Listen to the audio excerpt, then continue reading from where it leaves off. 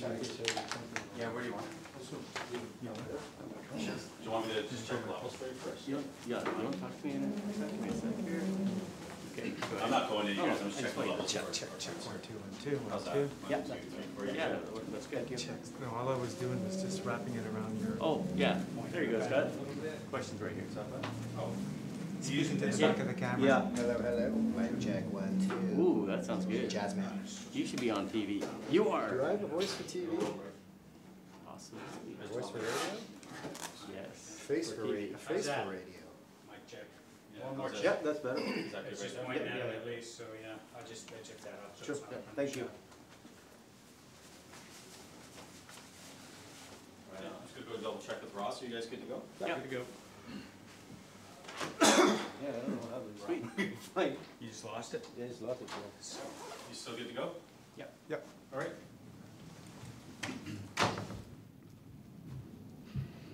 Good afternoon, everybody. Thanks for coming down this afternoon. We're going to talk about some charges that have been laid against an offender who is alleged to have committed sexual assault last November in Vancouver's West End.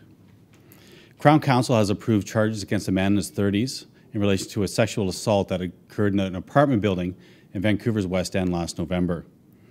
Just before 3 a.m. on November 17th, we received a phone call from a 911 call from a woman who had been sexually assaulted in an apartment building on Bute Street near Pendrell. Her attacker ran off. He was not arrested that night, but he was quickly identified and arrested the next day. 30,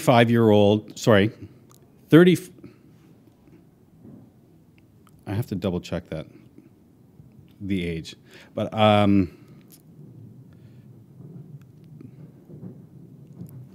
Tyler Emerson Gagnon of Vancouver has been charged with a number of offenses related to that incident.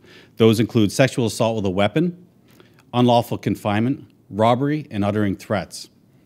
He remains in custody and is expected to make a court appearance in the next couple of days. I'll try to answer any questions you have. And I can do that again if it's better for you. That's good.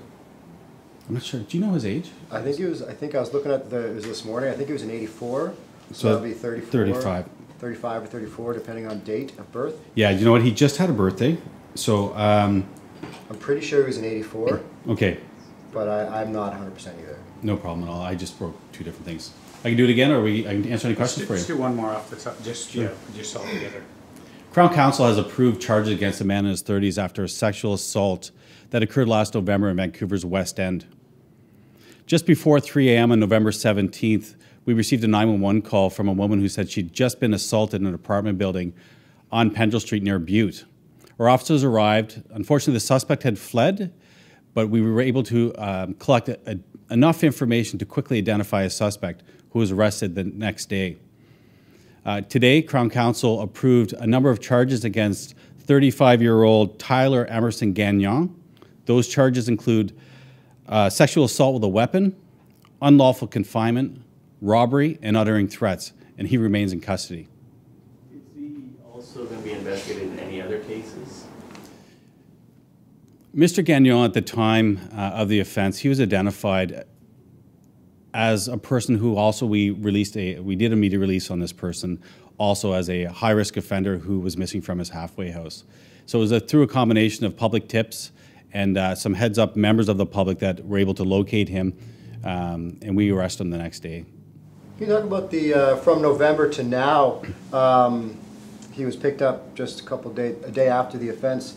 What's the length of time for charges? Why did it take a couple months?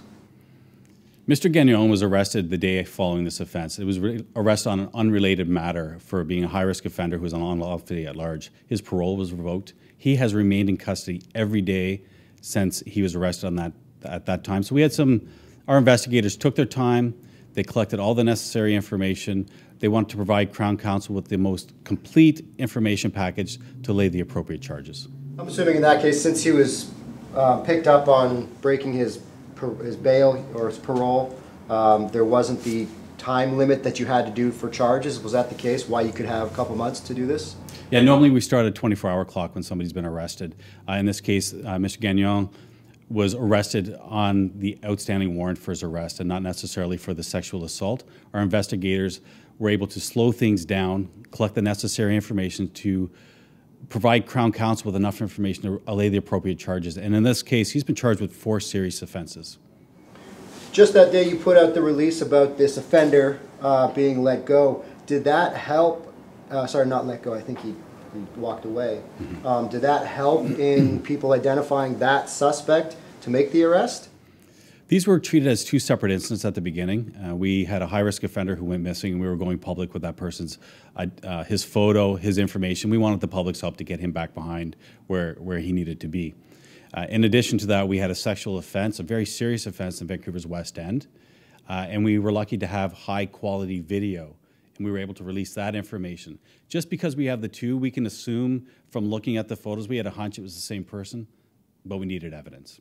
So in the meantime, it was very important to us to get the suspect, Mr. Gagnon, off the streets, in custody, and allow our officers to do their job, collect evidence, and hold him accountable for this if he's indeed the suspect, which in this case he is. Were they able to find DNA in the area where the assault took place? Because charges have been laid now with Crown Counsel, we're unable to discuss the specifics. Can I switch a gear? Oh, I'll get a different file. And go ahead. Jason, can you make any comment on Constable Andrew Peters? We received information today from Crown Counsel that a criminal charge was approved against one of our members. Because this is in front of the courts, we can't provide any additional information on that. I encourage you to contact the BC's Prosecution Service or the IAO. Thanks for your time.